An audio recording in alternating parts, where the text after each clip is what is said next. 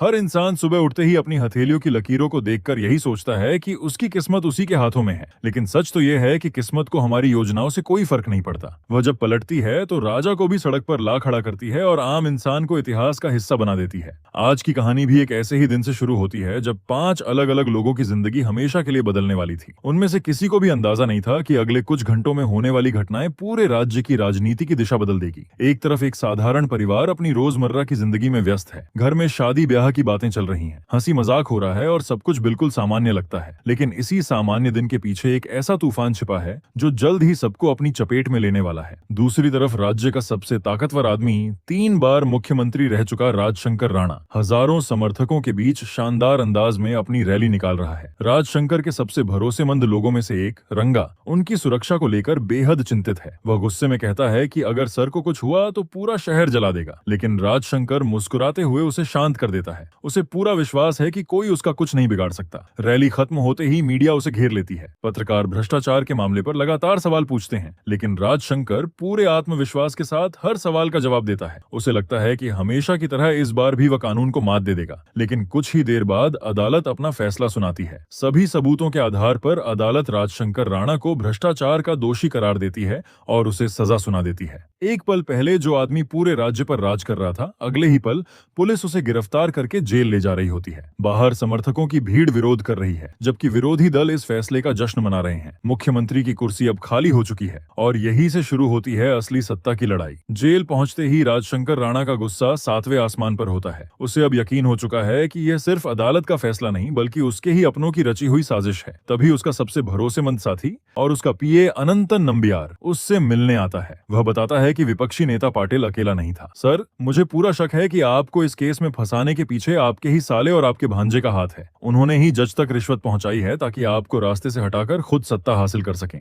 मुख्यमंत्री की कुर्सी पाने के लालच में उन्होंने दुश्मनों से हाथ मिला लिया और अपने ही मामा की पीठ में छुरा घोंप दिया। ये सुनते ही राजशंकर का चेहरा गुस्से से लाल हो जाता है, लेकिन वह जानता है कि इस वक्त भावनाओं से नहीं दिमाग से खेलना होगा। वह नंबियार से कहता है कि अगर 30 विधायक इस्तीफा दे दें तो सरकार गिर जाएगी और दोबारा चुनाव करवाना पड़ेगा। उसे पूरा भरोसा है कि जनता अभी भी उसी के साथ खड़ी है। लेकिन नंबियार उसे एक कड़वी सच्चाई याद दिलाता है। अदालत से दोषी ठहराए जाने के बाद अब राजशंकर अगले 6 साल तक चुनाव नहीं लड़ सकता, यानी चाहे उसकी पार्टी जीत भी जाए, मुख्यमंत्री की कुर्सी अब उसे नहीं मिल सकती। कुछ पल के लिए कमरे में सन्नाटा छा जाता है। फिर वह कहता है, मेरे बेटे को तुरंत यहाँ बुलाओ। मेरी पार्टी का अगला मुख्यमंत्री वही बनेगा। इस कुर्सी तक पहुंचने के लिए मैंने न जाने कितने लोगों का खून बहाया है। मैं इसे इतनी आसानी से किसी और के हाथों में नहीं जाने दूंगा। लेकिन नंबियार जानता है कि यह इतना आसान नहीं है। वह राजशंकर को याद दिलाता है कि धनुष राजनीति से हमेशा दूर रहा है। हो सकता है वह इस जिम्मेदारी को स्वीकार ही न करे। राजशंकर आत्मविश्वास से जवाब देता है कि इंसान को जबरदस्ती नहीं, उसकी सबसे बड़ी कमजोरी से जीता जाता है। सही लालच दिखाया जाए तो सबसे जिद्दी इंसान भी रास्ता बदल देता है। यही सोचकर वह अपने बेटे को वापस बुलाने की तैयारी शुरू कर देता है। अब विदेश के एक आलीशान शहर में कहानी एक बिल्कुल अलग दुनिया दिखाती है। यहाँ रहता है धनुष राजशंकर, पूर्व मुख्यमंत्री राजशंकर राणा का बेटा। वह बेहद अमीर, घमंडी और खतरनाक इंसान है। उसके लिए कानून और इंसानियत जैसी चीजों की कोई कीमत नहीं होती। अगर उसे कोई चीज पसंद आ जाए तो वह उसे छीन लेता है, और अगर कोई उसके रास्ते में आ जाए तो उसे जिंदा नहीं छोड़ता। यही वजह थी कि उस शहर में लोग उसे उसके असली नाम से नहीं बल्कि डेविल कहकर बुलाते हैं। उधर कर्नाटक में राजशंकर के भांजे और उनके साथी एक नई साजिश रच रहे होते हैं। उन्हें लगता है कि अगर धनुष की असली करतूतें दुनिया के सामने आ जाएं, तो उसकी राजनीति शुरू होने से पहले ही खत्म हो जाएगी। इसी मकसद से एक फोटोग्राफर कई दिनों से धनुष का पीछा कर रहा होता है। वह चोरी छिपे धनुष की आपराधिक गतिविधियों की तस्वीरें खींच रहा होता है। असल में यह काम उसे राजशेखर के साले और भांजे ने दिया था। उन्हें पूरा यकीन था कि राजशेखर के बाद पार्टी की कमान उन्हीं के हाथ में आएगी। लेकिन जैसे ही राजशेखर ने अपने बेटे धनुष को अगला मुख्यमंत्री बनाने का ऐलान किया, उन्होंने धनुष की छवि खराब करने की साजिश रच दी। कुछ देर बाद वे लोग उस फोटोग्राफर को फोन करके सारी तस्वीरें मांगते हैं। फोटोग्राफर घबराते हुए कहता है, धनुष बहुत बड़ा अपराधी है। पहले मेरे अकाउंट में पैसे ट्रांसफर करो, फिर मैं सारी तस्वीरें भेजूंगा। सबूत के तौर पर वह सिर्फ एक फोटो भेजता है, लेकिन फोटोग्राफर साफ कहता है कि चेहरे पर मत जाइए। नशा चढ़ते ही यही आदमी हैवान बन जाता है। इसी बीच धनुष को एहसास हो जाता है कि कोई उसका पीछा कर रहा है। वह सीधे फोटोग्राफर के सामने पहुंच जाता है और बेहद शांत आवाज में कहता है कि बिना इजाजत उसकी तस्वीरें लेना उसे बिल्कुल पसंद नहीं। वह पहले प्यार से उस फोटोग्राफर से सारी तस्वीरें डिलीट करने को कहता है, लेकिन जब वह नहीं मानता, वह पहले फोटोग्राफर के सभी साथियों को बेरहमी से मार डालता है और फिर फोटोग्राफर को पकड़ लेता है। अगले दिन नंबियार धनुष को भारत वापस ले जाने के लिए उसके पास पहुंचता है। वही शख्स जिसने सालों तक राजशंकर को सत्ता की सबसे ऊंची कुर्सी तक पहुंचाया था, लेकिन उसके सामने ही धनुष उस फोटोग्राफर की बेरहमी से हत्या कर देता है। फिर धनुष बिना किसी पछतावे के अपनी जिंदगी पहले की तरह जीने लगता है,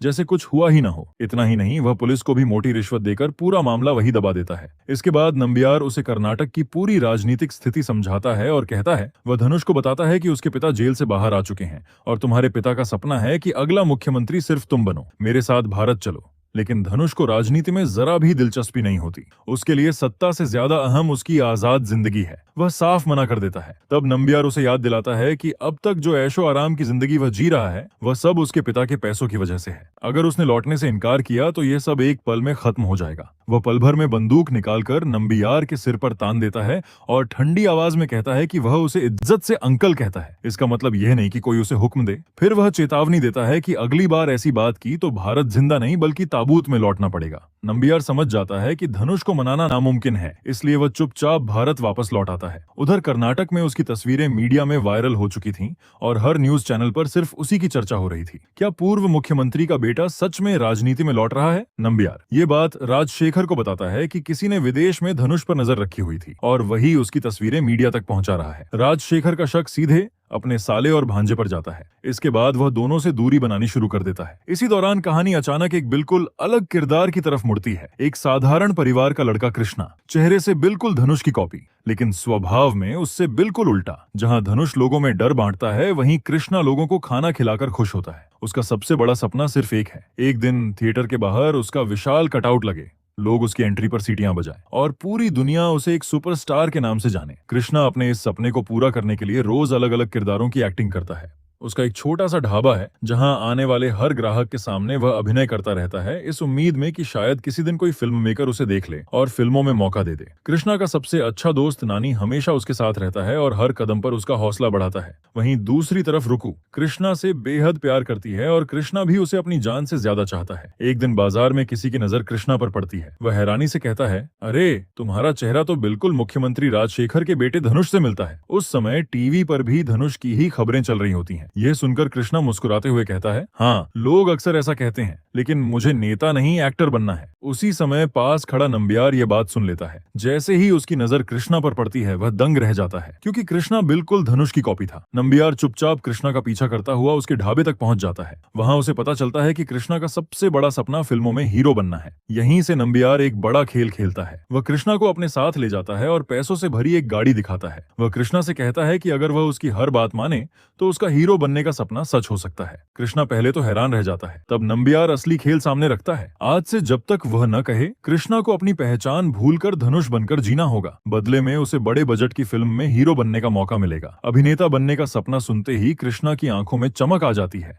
वह ज्यादा सवाल नहीं करता, बस एक ही बात पूछता है, सर आखिर मुझे करना क्या होगा? नंबियार मुस्कुराकर कहता है, तुम्हें सिर्फ जिंदगी की सबसे बड़ी एक्टिंग करनी है। कृष्णा बिना कुछ सोचे हामी भर देता है। वह कहता है, आज से आप रिमोट और मैं खिलौना, जैसा कहेंगे वैसा ही करूंगा। इसके बाद नंबियार उससे उसके दोस्त नानी को फोन करवाता है, लेकिन फोन पर भी कृष्णा अपनी असली बात नहीं बता सकता। नंबियार के इशारे पर वह झूठ बोल देता है कि उसे मुंबई में फिल्म का बड़ा ऑफर मिला है और वह 6 महीने तक वापस नहीं आएगा। यह खबर सुनकर नानी खुशी से झूम उठता है। उसे लगता है कि उसके दोस्त का वर्षों पुराना सपना आखिरकार पूरा हो गया। फोन कटते ही कृष्णा अपनी गर्लफ्रेंड रुक्कू को याद करता है। वह उससे एक बार बात करने की गुजारिश करता है, लेकिन नंबियार साफ मना कर देता है। वह कृष्णा को याद दिलाता है कि अब उसकी पुरानी जिंदगी खत्म हो चुकी है। आज के बाद वह सिर्फ धनुष है। इसके बाद कृष्णा को एक आलीशान बंगले में लाया जाता है। इतनी बड़ी हवेली, कड़ी सुरक्षा और चारों तरफ फैली शाही जिंदगी देखकर उसकी आंखें खुली की खुली रह जाती हैं। यहीं से कृष्णा की ट्रेनिंग शुरू होती है। उसे सिखाया जाता है कि कैसे चलना है, कैसे बोलना है, किस तरह लोगों से पेश आना है, क्योंकि अब उसकी एक छोटी सी गलती भी पूरी योजना को बर्बाद कर सकती है। इसी बीच कृष्णा चोरी छिपे रुक्कू को फोन करने की कोशिश करता है, लेकिन नंबियार उसे रंगे हाथों पकड़ लेता है। वह आखिरी चेतावनी देता है कि अगर उसने दोबारा पुरानी जिंदगी से संपर्क करने की कोशिश की तो हीरो बनने का सपना हमेशा के लिए खत्म हो जाएगा। जाएगा। मजबूर होकर कृष्णा चुप हो जाता है। दूसरी तरफ रुक्कू हमेशा की तरह कृष्णा से मिलने उसके होटल पहुंचती है, लेकिन वहां पहुंचते ही उसके कदम रुक जाते हैं। होटल पर ताला लटका होता है, न कृष्णा दिखाई देता है न नानी। वह बार बार कृष्णा को फोन करती है,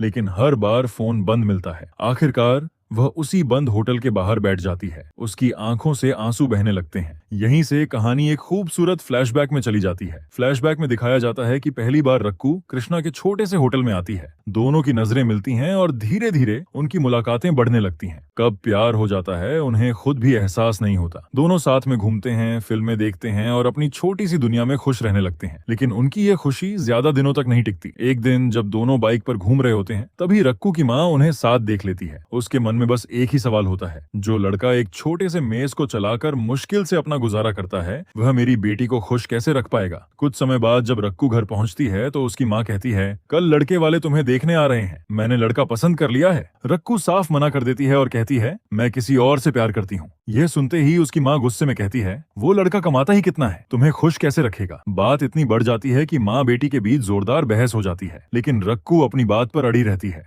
तब उसकी माँ गुस्से में कहती है, आज से तुम हमारे लिए मर चुकी हो, इस घर से अभी निकल जाओ। माँ की बातें सुनकर रक्कू टूट जाती है, लेकिन अपने प्यार पर भरोसा करके घर छोड़ देती है। वह सीधे कृष्णा के होटल पहुंचती है। होटल पूरी तरह बंद पड़ा होता है। कृष्णा कहीं जा चुका होता है और उसका कोई पता नहीं होता। यहीं फ्लैशबैक खत्म होता है और कहानी दोबारा वर्तमान में लौट आती है। रक्कू उसके बंद पड़े होटल के बाहर घंटों बारिश में बैठी रहती है। आखिर उसके पिता उसे घर ले जाते हैं, जबकि माँ ताना मारती है कि जिस लड़के पर उसने भरोसा किया था वही उसे छोड़कर चला गया। रुक्कू रोती रहती है, लेकिन उसके दिल को अब भी यकीन होता है कि कृष्णा बिना वजह उसे कभी नहीं छोड़ सकता। उधर कृष्णा की दुनिया पूरी तरह बदल चुकी होती है, लेकिन उसकी यादों में अब भी रुक्कू बसी रहती है। अब पहली बार राज शंकर अपने बेटे धनुष यानी असल में कृष्णा को हजारों लोगों के सामने लेकर आता है। मीडिया, पार्टी कार्यकर्ता और जनता, हर किसी की नजर उसी पर टिकी होती है। स्टेज पर आते ही राज शंकर भावुक अंदाज में कहता है, मेरे खिलाफ चाहे जितनी भी साजिशें रची गई हों, लेकिन मेरी जिंदगी का मकसद हमेशा जनता की सेवा करना रहा है। आज मैं अपने बेटे धनुष को आप सभी के हवाले करता हूँ। अब आगे वही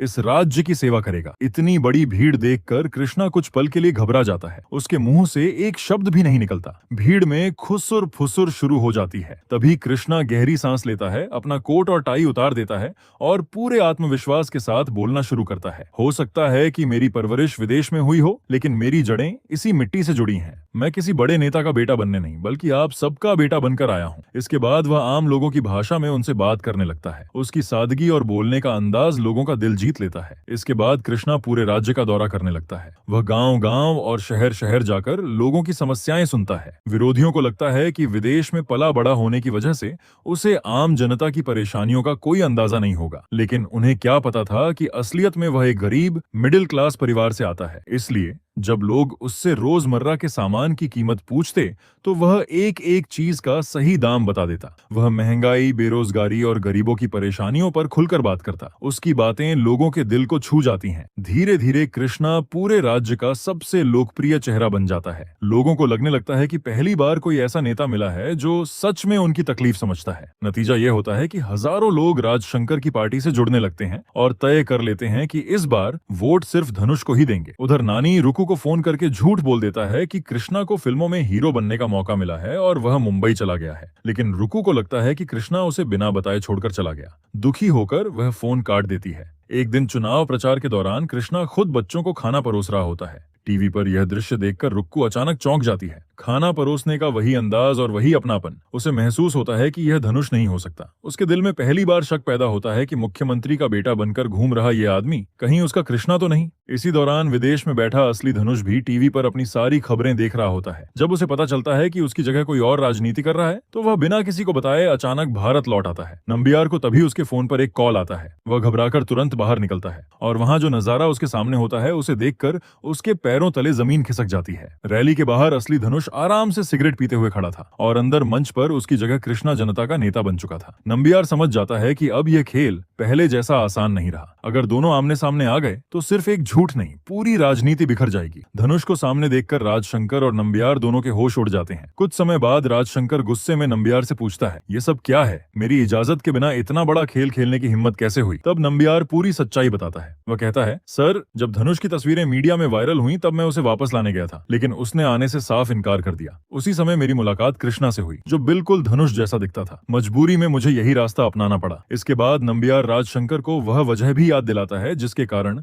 सालों पहले धनुष को विदेश भेजा गया था। दरअसल धनुष ने अपनी एक सहपाठी के साथ बेहद गंभीर अपराध किया था। राजशंकर ने कानून का इस्तेमाल न्याय के लिए नहीं बल्कि अपने बेटे को बचाने के लिए किया। मामले को दबा दिया गया, शिकायत दर्ज नहीं होने दी गई और सबूत खत्म कर दिए गए। इसके बाद राजशंकर ने फैसला किया कि जब तक मामला पूरी तरह शांत नहीं हो जाता, धनुष को विदेश भेज देना ही सबसे सुरक्षित रास्ता होगा। अब राजशंकर समझ चुका था कि हालात उसके हाथ से निकल चुके हैं, लेकिन चुनाव सिर पर थे, इसलिए उसने फिलहाल कृष्णा और धनुष दोनों को अपने खेल का हिस्सा बनाए रखने का फैसला किया। उसे सिर्फ एक चीज चाहिए थी, हर हाल में सत्ता। पार्टी चुनाव की तैयारियों में जुटी होती है। दरअसल राजशंकर मंच से अपने कार्यकर्ताओं को एकजुट रहने और जनता की सेवा को सबसे बड़ा धर्म बताता है। बाहर से सब कुछ आदर्श दिख रहा था, लेकिन उसी पार्टी के भीतर एक ऐसा राज छिपा था जो सब कुछ तबाह कर सकता था। इसी दौरान असली धनुष पार्टी ऑफिस पहुंचता है। मीटिंग के बीच उसकी नजर महिला विंग की अध्यक्ष पर पड़ती है। वह उसके पीछे वॉशरूम तक चला जाता है और वहां उसके साथ जबरदस्ती करने की कोशिश करता है। सभी को यकीन होता है कि गलती धनुष ने की है, लेकिन तभी वह महिला सबके सामने बयान बदल देती है। वह कहती है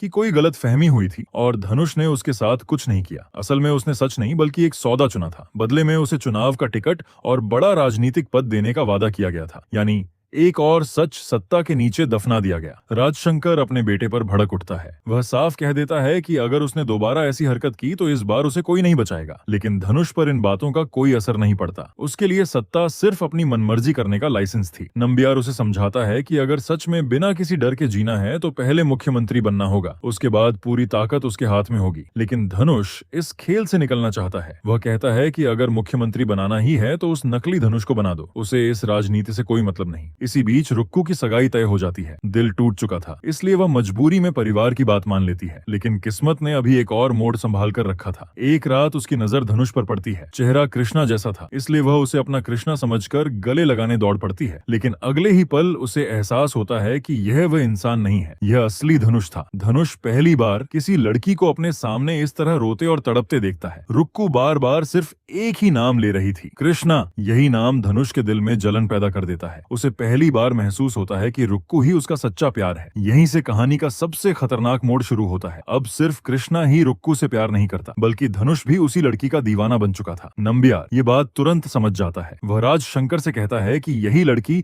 अब उनके पूरे खेल की सबसे बड़ी चाबी बन सकती है। कृष्णा उसकी रक्षा के लिए कुछ भी करेगा और धनुष उसे पाने के लिए किसी भी हद तक जा सकता है। यानी एक ही लड़की अब दोनों हमशक्लों को कंट्रोल करने का सबसे बड़ा हथियार बन चुकी थी। दूसरी तरफ कृष्णा को पहली बार पूरी सच्चाई की झलक मिलती है। वह नंबियार से सवाल करता है कि आखिर असली धनुष कौन है, उसे क्यों लाया गया और उसके साथ यह सब क्यों हो रहा है। नंबियार उसे सिर्फ इतना कहता है कि अभी सच जानने का समय नहीं आया। अगर वह इस खेल से अभी बाहर निकलने की कोशिश करेगा तो न सिर्फ उसका सपना टूटेगा बल्कि रुक्कू की जान भी खतरे में पड़ जाएगी। कृष्णा फैसला कर लेता है कि उसे हीरो नहीं बनना, उसे सिर्फ रुक्कू चाहिए। वह नंबियार का साथ छोड़ने की बात करता है, लेकिन नंबियार उसे रोकते हुए वादा करता है कि रुक्कू की सुरक्षा की जिम्मेदारी अब उसकी है। वह कृष्णा से कहता है कि वह आधा सफर तय कर चुका है, अब अगर बीच रास्ते लौटा तो सब कुछ बर्बाद हो जाएगा। मजबूर होकर कृष्णा एक बार फिर नंबियार पर भरोसा कर लेता है, लेकिन उसे बिल्कुल अंदाजा नहीं था कि जिस राजनीति के खेल में वह सिर्फ अभिनय करने आया था, अब वही खेल उसकी मोहब्बत, उसकी पहचान और उसकी जिंदगी तीनों को दांव पर लगाने वाला था। धनुष एक नई चाल चलता है। वह कृष्णा को रक्कू के सामने ले आता है। उस समय रक्कू बेहोशी जैसी हालत में सो रही होती है। जैसे ही उसकी आंख खुलती है वह घबरा जाती है और उसे लगता है कि सामने खड़ा शख्स धनुष ही है। असल में धनुष ने पहले ही नंबियार से कहा था, कृष्णा को इसके सामने ले आओ, फिर देखते हैं खेल। जब यह उसे पहचान ही नहीं पाएगी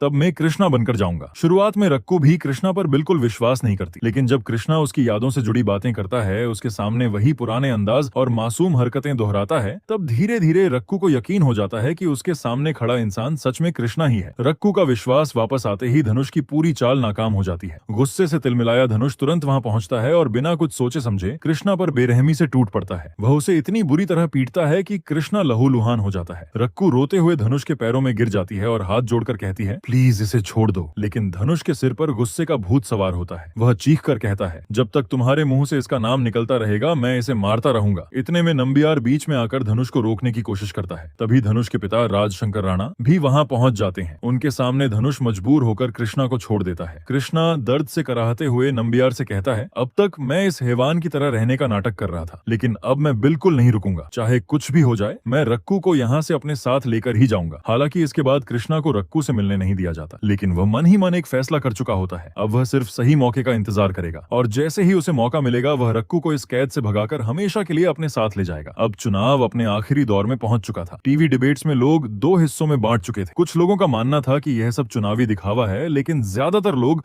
खुलकर कह रहे थे कि धनुष ने सच में उनका दिल जीत लिया है। ट्रांसजेंडर समुदाय, बुजुर्ग, बच्चे, किसान, हर वर्ग को पहली बार लग रहा था कि कोई नेता उनकी बातें सुन भी रहा है। असल में यह सब कृष्णा की इंसानियत का असर था, जिसे पूरी दुनिया धनुष का बदलाव समझ रही थी। उधर विरोधी खेमे में बेचैनी बढ़ती जा रही थी। उन्हें समझ नहीं आ रहा था कि जिस इंसान की बदनाम तस्वीरें उन्होंने कभी हथियार बनाई थी, वही अचानक जनता का सबसे बड़ा हीरो कैसे बन गया। तभी उनके बीच एक खतरनाक फैसला लिया जाता है। अगर धनुष जिंदा रहा तो चुनाव जीत जाएगा, इसलिए उसे रास्ते से हटाना ही होगा। कुछ दिनों बाद धनुष रक्कू को लॉन्ग ड्राइव पर चलने के लिए कहता है। रक्कू साफ मना कर देती है। तब धनुष कृष्णा को जान से मारने की धमकी देता है। कृष्णा की जान बचाने के लिए मजबूर होकर रक्कू उसके साथ चली जाती है। राजशंकर का भांजा जनार्दन धनुष को रास्ते से हटाने के लिए उस पर जानलेवा हमला करवाता है, लेकिन वे नहीं जानते थे कि उनका सामना किससे हुआ है। धनुष अकेला ही उन सभी को बेरहमी से मार डालता है। इसके बाद वह उनकी लाशों को कार में डालता है और पूरी कार में आग लगा देता है ताकि कोई सबूत ही न बचे। ऊपर से इसे हादसा बताया जाता है, लेकिन अंदर ही अंदर सभी समझ रहे थे कि राजनीति में कई बार दुर्घटनाएं भी योजनाबद्ध होती हैं। घर में मातम छा जाता है। राजशंकर अपनी बहन को समझाते हुए कहता है कि राजनीति में गलत चाल चलने की कीमत बहुत भारी पड़ती है। दूसरी तरफ महिला विंग की अध्यक्ष, जिसने पहले धनुष के खिलाफ सच छिपा लिया था, अब अपना वादा पूरा करवाने पहुंचती है। वह कृष्णा को ही धनुष समझकर धमकी देती है। मुझे पैसे तो मिल गए, लेकिन पार्टी की सीट अभी तक नहीं मिली। अगर मुझे टिकट नहीं मिला तो मैं सबके सामने धनुष की सारी सच्चाई बता दूंगी। तभी अचानक असली धनुष वहां पहुंच जाता है। बिना एक पल सोचे